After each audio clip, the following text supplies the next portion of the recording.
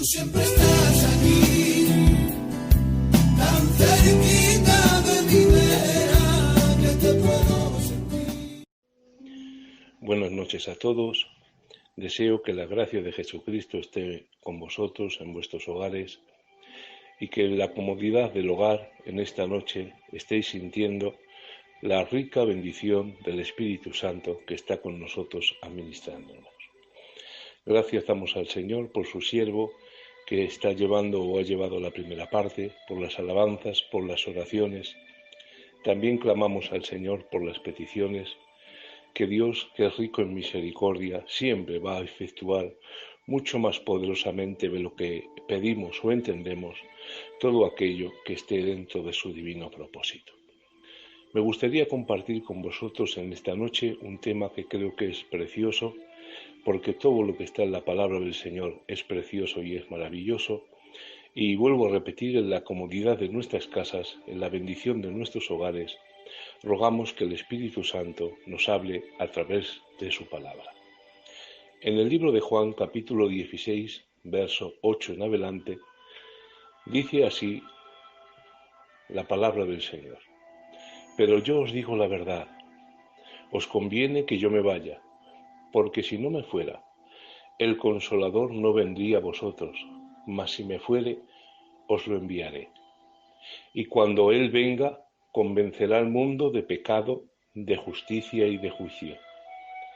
De pecado por cuanto no creen en mí, de justicia por cuanto voy al Padre y no me veréis más, y de juicio por cuanto el príncipe de este mundo ya ha sido juzgado. No es lo mismo convencer que convertirse.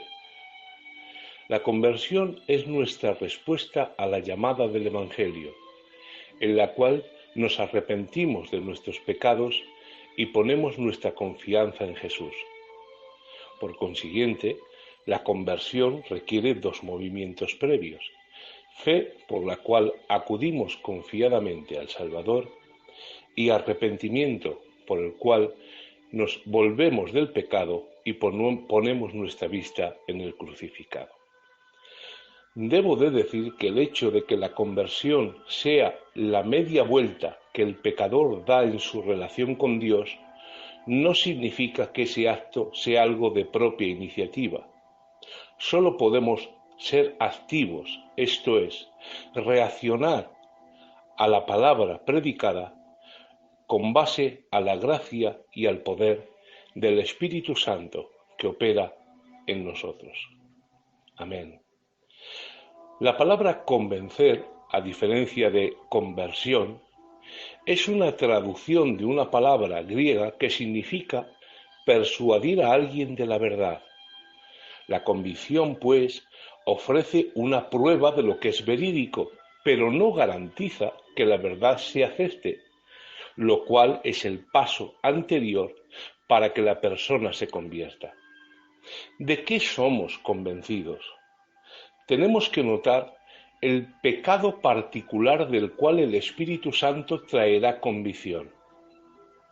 No es el pecado, por ejemplo, de haber robado o de la borrachera.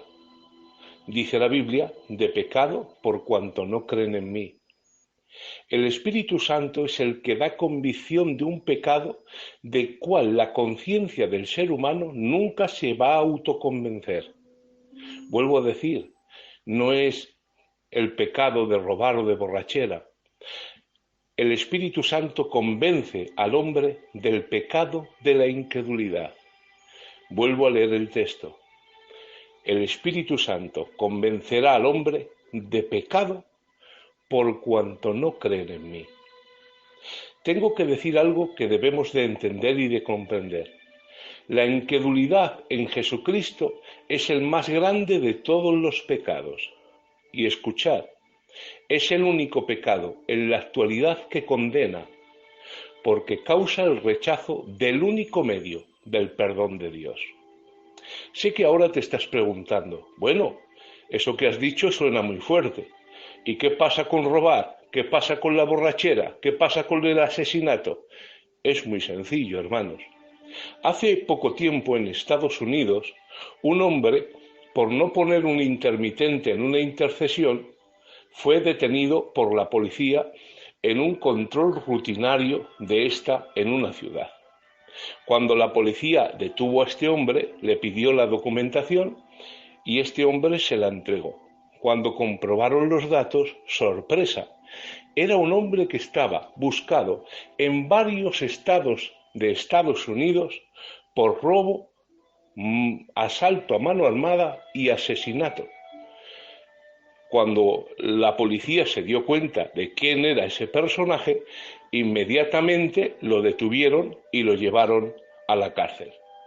Fue juzgado y condenado con varias cadenas perpetuas. La pregunta es, ¿por qué cogieron a este hombre preso? ¿Por haber asaltado a mano armada? ¿Por haber matado a gente? ¿Por haber robado a punta de pistola? No, fue cogido por un control rutinario por no haber dado el intermitente en una intercesión. Por eso fue detenido y fue llevado preso. Pero en el momento que miraron sus antecedentes, salieron a la luz todos los males y delitos que este hombre había cometido. Así es la incredulidad. La incredulidad es el único pecado que condena, porque la única cláusula que Jesús ha puesto por medio del divino evangelio para que la gente se salve es la fe en Jesús, que es justamente lo contrario que la incredulidad. Por lo tanto, la incredulidad es un atentado contra el único medio de salvación que Dios ha instituido. La gente se va a perder y se va a condenar porque no ha creído en el evangelio. Porque ¿por qué somos salvos nosotros? Simplemente por un motivo. No hay obra buena en nosotros que nos haya hecho salvos. Simplemente por creer, por anular la incredulidad. Inmediatamente hemos sido bautizados en el Espíritu y nuestros nombres han sido escritos en el libro de la vida. Las personas que se condenen serán condenadas todas por el único pecado que condena, que es la incredulidad. Pero cuando estén en el juicio, en el juzgado, y hayan sido ya condenados por la incredulidad, mirarán sus antecedentes y saldrán ladrones, borrachos, adúlteros, asesinos, y la pena será en consonancia con sus males. La incredulidad es el único pecado que condena porque cierra la puerta al único medio de salvación que Dios ha instituido, y es creer en Jesucristo como único Señor y Salvador. En el momento que una persona cree, anula el pecado de incredulidad y es salvo. El pecado de incredulidad es descrito aquí como si fuera el único pecado, porque mientras este pecado continúa, todos los demás pecados son retenidos y cuando este pecado es quitado, todos los demás pecados son perdonados. Sigue diciendo el verso, de justicia, por cuanto voy al Padre y no me veréis más. La justicia de la cual el Espíritu trae convicción no es la justicia humana, sino la justicia de Cristo. Esto fue atestiguado por el hecho de que Él fue levantado de entre los muertos y ascendió a la diestra del Padre. El hecho de que el Padre lo exaltó a su propia diestra demuestra que Él es completamente inocente de todas las acusaciones puestas en su contra. Además, prueba que Él había pagado el precio completo por los pecados del creyente que habían sido puestos sobre Él. Su regreso al Padre, por lo tanto, dio evidencia de que Él había enteramente finalizado la tarea por la cual había sido enviado al mundo, aquella de proveer justicia para aquellos que creerían en Él. Y sigue en el verso 11, de juicio, por cuanto el príncipe de este mundo ha sido ya juzgado. La demostración más grande de juicio es que el príncipe de este mundo, Satanás, será juzgado. Ya está escrito en el capítulo 12, verso 31 del libro de Juan. Ahora es el juicio de este mundo, porque el príncipe de este mundo será echado fuera. Si Cristo va a juzgar al príncipe de este mundo, esto significa que todos los que le siguen serán asimismo juzgados. Hay una pregunta muy interesante que sale de este tema y de estos versículos. cómo efectúa el Espíritu Santo la convicción en la persona no nacida de nuevo, en el incrédulo, en el inconverso. Es muy probable que haya varias maneras involucradas en el asunto. El Espíritu puede hablar al hombre, por ejemplo, a través de leer la Biblia. Hay muchos ejemplos de inconversos que se han convertido solamente leyendo la Biblia. Otros escuchando un testimonio, otros un coro o un mensaje.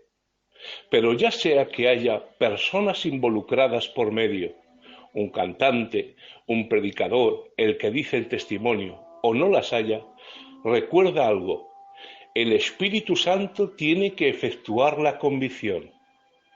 Porque a veces, hermanos, nos creemos protagonistas de una historia que no es nuestra.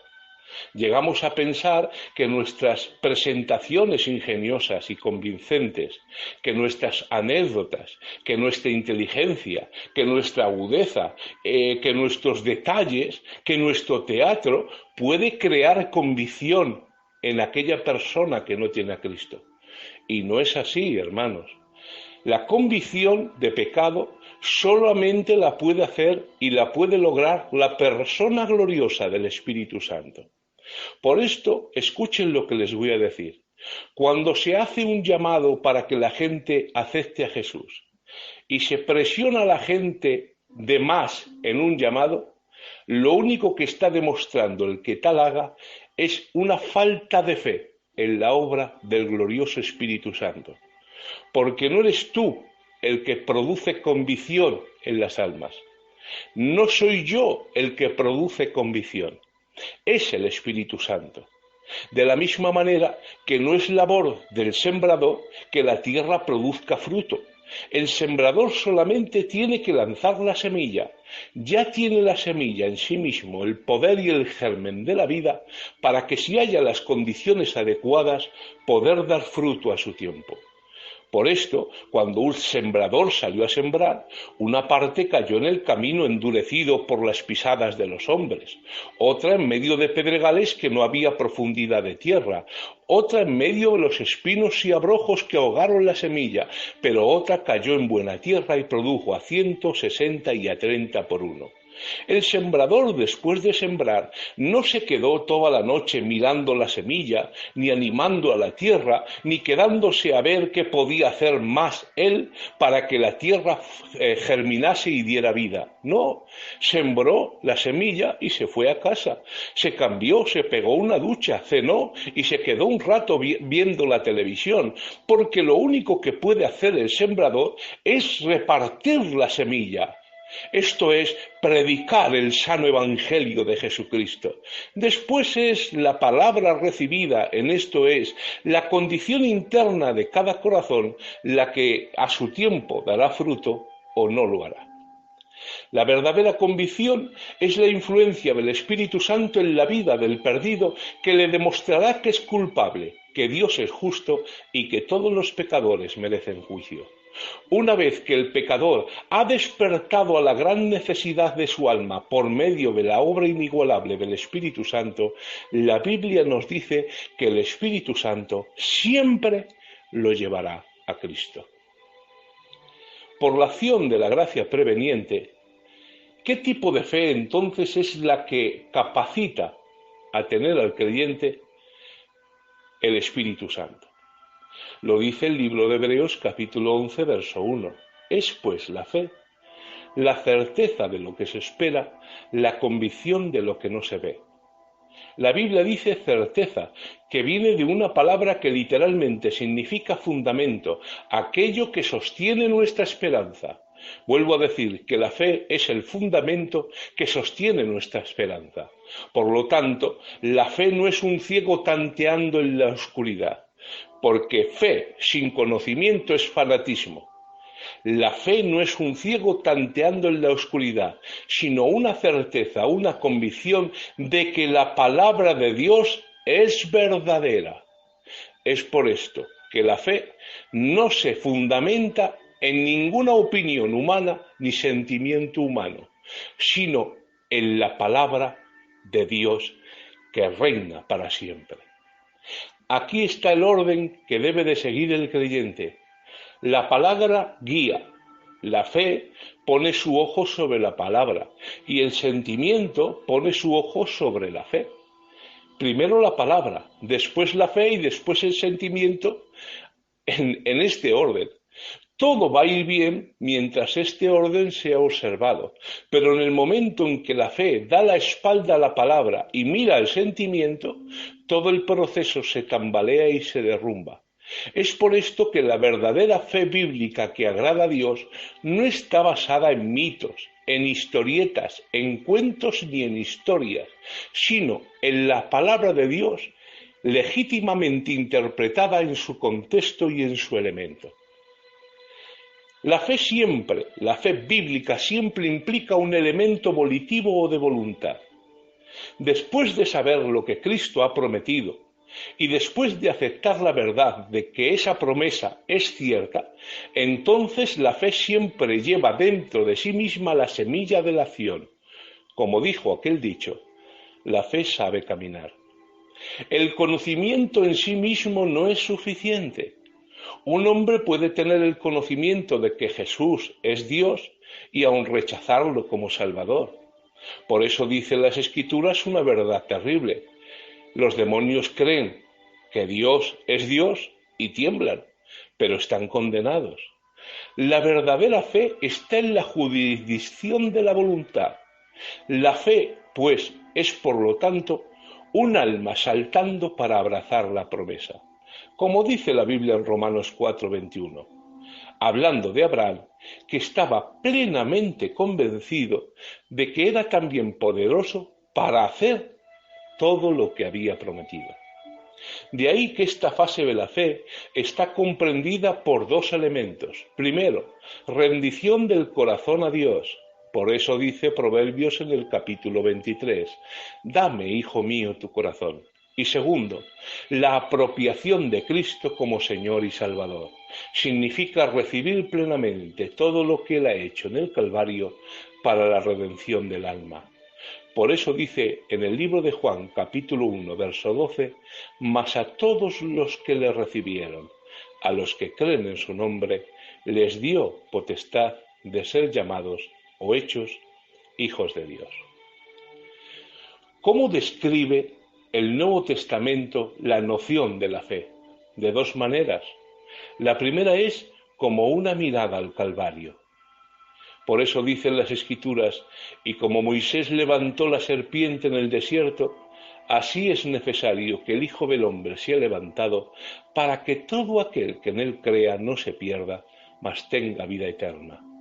Aquí están, por lo tanto, todos los ingredientes de la fe. Primero, percepción de los hechos. Segundo, satisfacción emocional. Y tercero, el acto deliberado de fijar los ojos en el objeto y en el fundamento de la fe. Y segundo, la fe se describe en el Nuevo Testamento como un recibir a Cristo, mas a todos los que le recibieron, a los que creen en su nombre, les dio potestad de ser hechos hijos de Dios. Vemos aquí que recibir a Cristo es sinónimo de creer en su nombre. Esto ilustra la importante verdad de que la salvación es recibir a Jesucristo. Esta apropiación personal es una necesidad vital. Yo debo aceptarlo como mi Salvador, porque la salvación no se hereda, no se contagia como este maldito virus, tampoco es cedida. La salvación es un encuentro personal de cada persona abrazando al Salvador. Quiero dejar claro algo que creo que es importante. La fe es simple y llanamente creer la palabra de Dios tal y como está en su contexto. ¿Y por qué digo esto? Por desgracia, más de 2000 religiones hay en el mundo y miles de ellas, de estas sectas, se basan en la Biblia, pero siempre sacando las Escrituras del contexto. Es más, incluso Satanás, cuando tentó a Jesús, la Biblia nos dice que le dijo versos de la Biblia. Salta, tírate, Pues a sus ángeles mandará para que no tropieces tu pie en tierra. ¿Y qué le dijo el Señor? No tentarás al Señor tu Dios. Porque esta es la táctica de Satanás que siguen sus siervos, y es torcer las Escrituras para la perdición de las almas. Y torcer las Escrituras es simple y llanamente sacar el contexto de lo que se está diciendo a una nueva imaginación del que está hablando. Por esto, la fe simplemente es creer la palabra de Dios en su contexto. Está basada enteramente sobre la obra finalizada de Cristo como es revelada tal como es en las Escrituras. Por eso dice Romanos 10:17, la fe es por el oír y el oír por la palabra de Dios. Por lo tanto, la fe viene mediante el oír la palabra. Es muy probable, hermanos, que cuando te convertiste, igual te convertiste escuchando un sermón, o escuchando un coro, o escuchando un testimonio, o leyendo la Biblia. Pero, hermanos, es muy importante que tanto en el mensaje, en el testimonio, en el coro o leyendo la Biblia, todo lo que hagamos para Dios esté saturado de la palabra de Dios. Mirad, por desgracia, hermanos, con los años, ya lo predijo Jesús, la buena tierra iba a producir a 100, a 60 y a 30. Es por esto que la obra no va a ir a más, sino a menos, y lo estamos viendo con nuestros propios ojos. Al principio produjo a 100, después a 60 y después a 30. Con cada generación, hermanos, no crecemos, sino más bien menguamos en calidad de cristianismo. Podemos ser más, podemos tener más iglesias, pero por desgracia no tenemos la misma calidad, la misma entrega y la misma pasión que las generaciones de antes. Ya lo profetizó el Señor, a 100, a 30, a 60 y a 30, el número iba a decrecer. Mirad, hermanos, no es comparable, y lo digo tal y como suena, los coros, salvo excepciones, que hay en la actualidad, con los coros que se hacían unas generaciones atrás. Ustedes escuchan, hermanos, simplemente la letra de algunos coros, del coro de Sevilla, por ejemplo, cómo cogieron salmos íntegros, o de Juan Vargas de Santander, que ha cogido salmos y simplemente les ha puesto música, o coros de la Loli, o coros de Antonio y Eva en aquellas cintas tan maravillosas de su tiempo, coros que estaban llenos al máximo de la palabra de Dios. Ahora, hermanos, muchas de las canciones que se cantan en muchos lugares, ya no digo aquí, pero en algunos lugares, no sabes distinguir si lo están cantando a Dios, si se lo están cantando a su mujer, a su marido, al novio, a la novia o a la mascota que anda por allí. Son letras tan indefinidas, tan poco llenas de Biblia, con tanta música melódica, pero olvidándose de las Escrituras, que con el paso del tiempo tenemos que decir que lo que estamos escuchando hoy en día no tiene ni comparación con la mayoría de coros que se cantaban en generaciones atrás. Y esto tiene un motivo importante. La Biblia nos dice que cuando Pablo y Bernabé y Silas fueron metidos en la cárcel de más adentro, pueden leer el texto bíblico, no cantaban coros. Lo que cantaban era, y cantando himnos. ¿Y qué era cantar un himno? En los tiempos bíblicos de la iglesia primitiva no había como ahora la capacidad de hacer muchas Biblias, porque no existía la imprenta. Había pocos manuscritos y eran muy caros de producir. Es por esto que muchas de las iglesias no tenían, pues por ejemplo, el libro de Marcos o el libro de Mateo o las cartas de Pablo. Es más, el mismo Pablo tiene que decir a una de las cartas, coger vuestra carta y pasarla a la iglesia de la Odisea, y la carta que yo escribí a la Odisea que os la pasen a vosotros. ¿Y saben por qué? Porque no tenían manuscritos. ¿Y saben lo que hacían los creyentes de antes para aprenderse la doctrina en las Escrituras? La ponían música. ¿Os acordáis cuando éramos niños que una de las formas más sencillas de memorizar es siempre poner música a las cosas? Es por esto que poníamos música a las tablas de multiplicar. 2 por 1 es 2, 2 por 2, 4. Y el motivo es sencillo, es que es un truco de mnemotecnia para memorizar el poner música a las cosas. ¿Y saben lo que eran los himnos?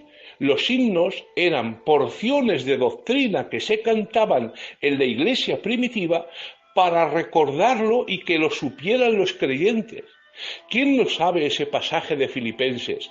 Haya pues en vosotros este mismo sentir que hubo en Cristo Jesús, el cual siendo en forma de Dios, no estimó el ser igual a Dios como cosa que aferrarse, sino que se despojó de su gloria. Ustedes saben esos pasajes. ¿Saben ustedes lo que era eso?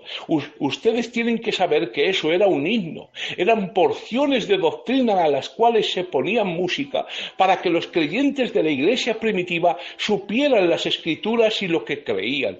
Y esto es lo que conmovió la cárcel, porque Pablo y Silas no cantaban cualquier coro que hubiera por ahí, cantaban la palabra literalmente, la palabra la cantaban, y dice la Biblia que cuando empezaron a cantar doctrina, la cárcel retumbó, la mazmorra se movió hasta tal punto que se abrieron todas las puertas, se cayeron todos los grilletes y toda la cárcel fue conmovida. ¿Y saben por qué? Porque cuando la palabra de Dios llena nuestros testimonios, llena nuestros coros, llena nuestros mensajes, llena nuestras palabras, la palabra de Dios es el instrumento que utiliza el Espíritu Santo para conmover al mundo. Es por esto la necesidad imperiosa de estudiar, de leer, de meditar, de buscar en la palabra de Dios. La Biblia nos dice que el Espíritu Santo iba a hacer dos cosas que de cierto ha hecho. Primero, guiar a los hombres, a la iglesia primitiva, a toda la verdad. Esto es revelar la doctrina a través de sus santos apóstoles. Y segundo, la Biblia dice, recordará lo que os he dicho. Pero hermanos, para que el Espíritu Santo tome dentro del cerebro, en la memoria del ser humano, cosas que están ahí metidas, recuerdos, y los ponga en el consciente, primeramente, perdóname, no te lo revela. Tienes que recordarlo, en otras palabras, tienes que haberlo leído o escuchado. Para que el Espíritu Santo nos recuerde en el momento apropiado, tiene que estar la información metida. Es como un disco duro de un teléfono o de un ordenador. No puedes sacar lo que no hay dentro. Cuando tú bajas una canción de internet y la guardas dentro del teléfono móvil, cuando tú la buscas la encuentras porque está ahí, pero si no la has metido, por mucho que busques, no está. Es por esto que el Espíritu Santo nos recordará las cosas, pero no recuerda lo que no hemos leído, lo que no hemos escuchado y lo que no hemos buscado. Y por desgracia, tenemos que recordar una verdad, y es que el Espíritu Santo utiliza la palabra como instrumento para formar al creyente conforme a la imagen de Cristo. Es el cincel, es el martillo, es la herramienta que está utilizando para formarte por dentro. Y si dentro de ti no tienes las herramientas, hermano, tengo que decirte que poco podrá hacer el Espíritu Santo dentro de ti. Nada producirá más fe que el oír, leer y estudiar la palabra de Dios. Es por esto que en estos tiempos tenemos cosas que hace muchos años no teníamos. Tenemos la Biblia en audio, tenemos Biblias con letra grande, podemos escuchar la Biblia a través del teléfono móvil. Por favor, si ves que tu fe está debilitada, si ves que tu nivel espiritual ha bajado, si ves que tu esperanza ha decrecido, vuélvete a la palabra de Dios más que nunca. Permítanme esto que les digo con todo el amor del mundo.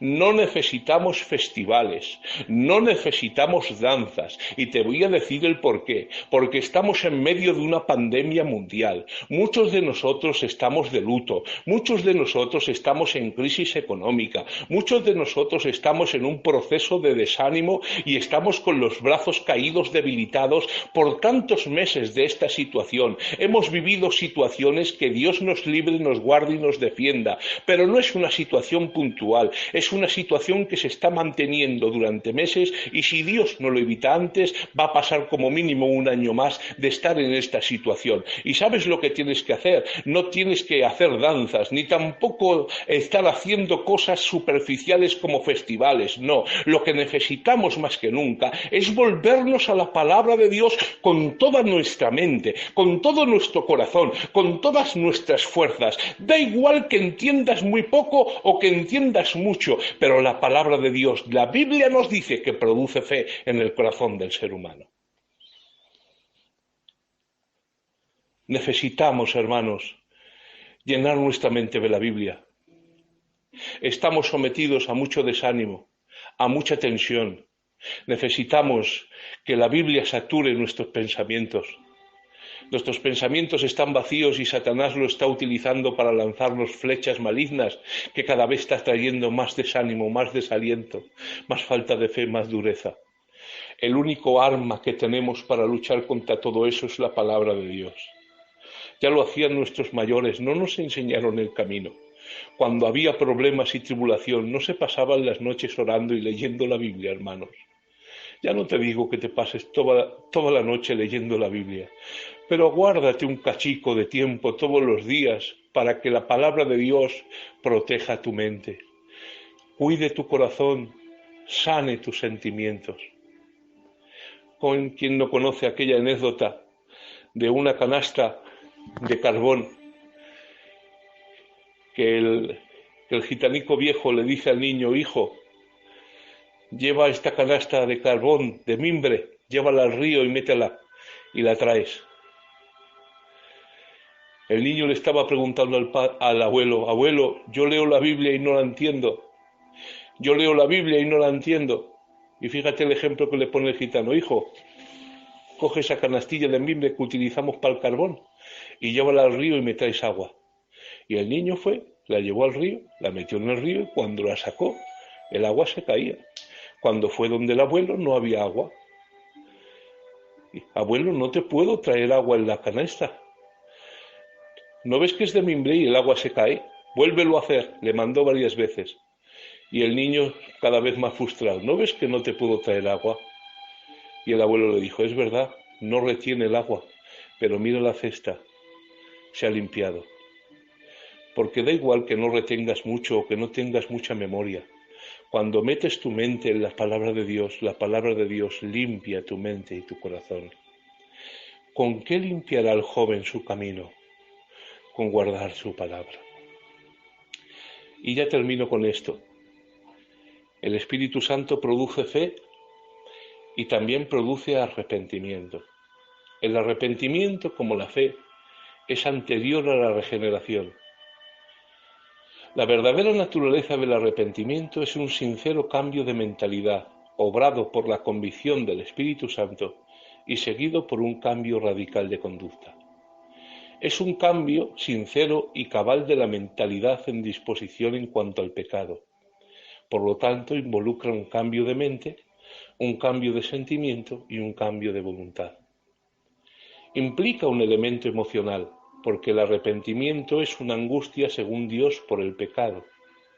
Como dice Pablo en 2 de Corintios 7. Ahora me gozo no porque hayáis sido contristados, sino porque fuisteis contristados para arrepentimiento. Porque la tristeza, que es según Dios, produce arrepentimiento para salvación. La angustia, según Dios, por el pecado debe de ser seguida por el elemento volitivo, esto es, la voluntad. Esto significa una vuelta interna del pecado y una vuelta a Cristo para perdón. Por esto, una de las palabras utilizadas para arrepentimiento significa cambiar de dirección. Esto está ilustrado en la historia del hijo pródigo, que dijo: me levantaré e iré donde mi padre y le diré: Y dice la Biblia, y levantándose vino a su padre. Porque la intención es buena, pero es arrepentimiento cuando se lleva a cabo. Si tú dices me levantaré e iré donde mi padre y sigues estando en el lugar donde estás, esto es, en el lugar del pecado, eso no es arrepentimiento. El arrepentimiento no es algo meritorio. Nunca debe de ser concebido como una obra meritoria, una obra a ser hecha a fin de que Dios otorgue la salvación. No somos salvos por arrepentirnos, sino si nos arrepentimos. Hay una versión en inglés de la Biblia que traduce la palabra arrepentir como hacer penitencia. Y de esa frase tan sencilla sale la doctrina católica romana de la penitencia, que ve el arrepentimiento como hacer penitencia. Esto es una satisfacción que el pecador presenta a Dios por el perdón de pecados. Es por esto que en la Edad Media hacían cosas los monjes como cargarse de cadenas, tantas cadenas que prácticamente no podía andar, o como hacen en el Opus Dei, de golpearse las espaldas con látigos o objetos semejantes hasta hacerte heridas terribles. Esta es una traducción falsa y pinta al pecador como capaz de hacer algo por su salvación, en vez de ver que su salvación es completamente por la provisión de Dios por medio de su gracia maravillosa. Tengo que decir algo que me gustaría que quedara muy claro en esta noche, y es que el arrepentimiento es un don de Dios. Dice en Hechos 11, de manera que también a los gentiles ha dado Dios arrepentimiento para vida. Y en 2 de Timoteo 2 dice que con mansedumbre corrija a los que se oponen, por si quizá Dios les conceda que se arrepientan para conocer la verdad. El arrepentimiento, hermanos, no te equivoques, no es algo que una persona puede traer de sí mismo. La persona que piensa que puede vivir en el mundo y hacer lo que quiera y luego arrepentirse y tomar a Dios cuando Él le dé la gana, está muy equivocada. Si alguna vez uno siente la necesidad de arrepentirse de su pecado y volver al Señor, debe hacerlo sin demora, pues es la obra del Espíritu Santo en el corazón del ser humano. Y si no lo haces, puede llegar el tiempo cuando quieras hacerlo y no podrás. La Biblia ya nos habla en Hebreos 12. No sea que haya algún fornicario o profano como Esaú, que por una sola comida vendió su primogenitura, porque ya os sabéis que aun después, deseando heredar la bendición, fue desechado, y no hubo oportunidad para el arrepentimiento, aunque la procuró con lágrimas. Llevo ya 37 minutos.